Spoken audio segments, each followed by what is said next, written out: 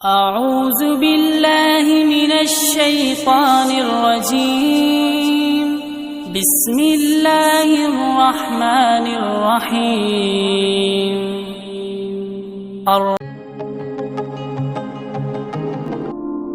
اللہ نے حضرت موسیٰ کو بنی اسرائیل میں بھیجا کیونکہ حضرت موسیٰ آخری نبی نہیں تھے. بنی اسرائیل پہ کتنی محنت کی مگر کیا ہے ان کا رویہ دو نمبری والا. جہاں مفاد نظر آتے وہاں چلے جاتے. جس قوم کی زبان ایک نہ ہو,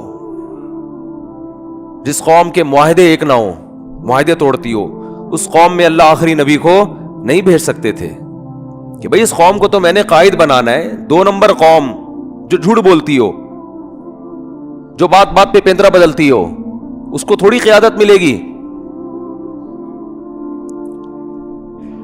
تو نبی صلی اللہ حضرت ابو سفیان رضی اللہ تعالیٰ عنہ فرماتے ہیں کہ مجھے ڈر تھا کہ میں اگر, مجھے یہ جملہ اتنا اچھا لگتا ہے نا, بار بار دہرانے میں مزہ آتا ہے, کہ میں نے اگر جھوٹ بولا. وہ کتنی باتیں نبی کے بارے میں پوچھے جا رہے ہیں.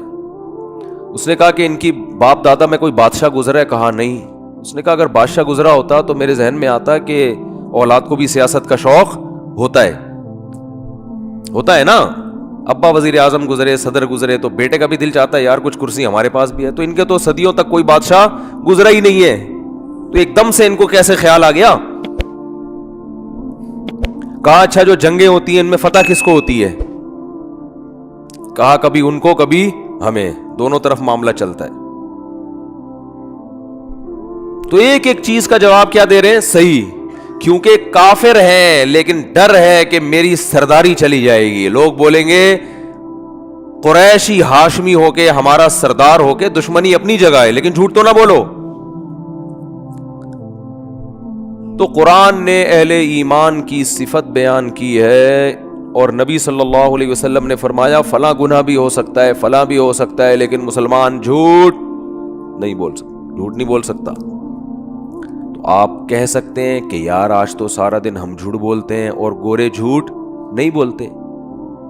آپ کہہ سکتے ہیں. یہ تو ایک صاحب نے مجھے کہا اگر صفائی نصف ایمان ہے تو گورے تو ویسے ہی جنت میں چلے جائیں گے آدھے, کیونکہ ہمارے یہاں دیکھ لو, ابھی گٹر میں نے بنوایا ابھی تھوڑے دن پہلے, جو گورنمنٹ کی ذمہ داری ہے وہ ہم کر رہے ہیں.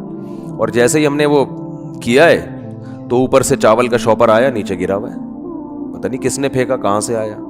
مریخ سے تو آ نہیں سکتا, ظاہر ہے اسی زمین کا ہوگا نا. دن رات صفائی کرتے رہو گھر کے باہر. کوئی آئے گا بولے گا مولوی صاحب کا گھر دیکھو کیا گند, صفائی پر بیانات کرتے ہیں اور گھر کے باہر دیکھو گند کتنا پڑا ہوا ہے. اس کا بھی کچھ کرنا ہے, بہت سخت ایکشن لینا. اب یہ تمیز سے لوگ سدھرتے نہیں ہیں, شرافت کا زمانہ نہیں ہے.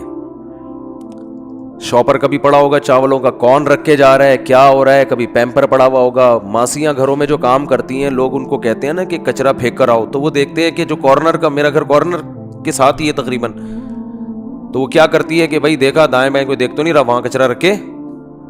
ان کو روڈ پار کرنا مشکل لگ رہا ہے. اور ویسے بھی روڈ پار کے باہر کون سی کچرے کی جگہ ہے, وہ بھی تو لوگوں نے خود بنائی ہوئی ہے, وہ کوئی کچرا کنڈی تھوڑی ہے. کچرا کنڈی کی ڈیفینیشن کراچی میں یہ ہے کہ جہاں دو شاپر نظر آ جائیں, دو پیمپر, تو یہ کچرا کنڈی ہے بس. تیسرا خود لا کے ثواب ہے وہاں پہ رکھنا, حقیقت ہے. کچرا کنڈی کی ڈیفینیشن کیا ہے کہ جہاں دو پیمپر, یہ تو اس کا بنیادی رکن ہے. ایک پیمپر ہو تو شبہ ہوتا ہے کہ کسی نے ویسے ہی رکھ دیا ہے, غلط کیا ہے. لیکن اگر دو پیمپر اکٹھے ہو گئے وہاں پہ, اٹ از کالڈ کچرا کنڈی.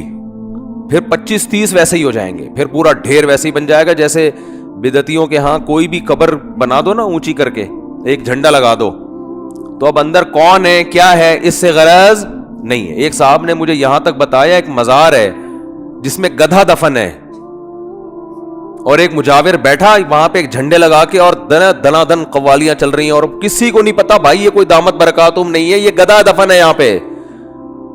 وہ گدھا بھی بولتا ہوگا یار اتنا پروٹوکول مجھے زندگی میں نہیں ملا. حقیقت ہے. تو میں نے اس سے کہا, میرا دل چاہ رہا تھا میں اس سے کہوں کہ اندر گدھا دفن ہو یا نہ ہو, باہر جتنے ہیں وہ سارے گدھے ہیں, اس میں کوئی شبہ نہیں ہے. وہ تو بیچارہ فزیکلی گدھا تھا نا, اور یہ روحانی گدھے ہیں جو مزاروں پہ بیٹھ کے یہ حرکتیں کر رہے ہیں. ان المساجد للہ، مسجدیں ہیں اللہ کے لیے، فلا تدعوا مع اللہ احدا، اللہ نے فرمایا یہاں آ کے اللہ کو پکارو، اور یہاں بھی اللہ کے علاوہ کسی اور کو نہیں پکارو، صرف یا اللہ مدد مسجد میں، یہاں بھی کسی اور کو نہیں پکارو، یہ میرا گھر ہے میرا، ہمارے نبی بھی آئیں گے تو اللہ کو پکاریں گے۔ اللہ نے قرآن میں کیا فرمایا، ما کان لبشر، کسی بشر کے یہ میں کوئی یہ مجال نہیں ہے، ان یؤتیہ اللہ الکتاب والحکمہ، اللہ اسے کتاب بھی دے، حکمت بھی سکھائے، نبوت بھی دے، ثم یقول للناس کونوا عبادا لی، پھر وہ لوگوں کو اپنی طرف کھینچنا شروع کر دے۔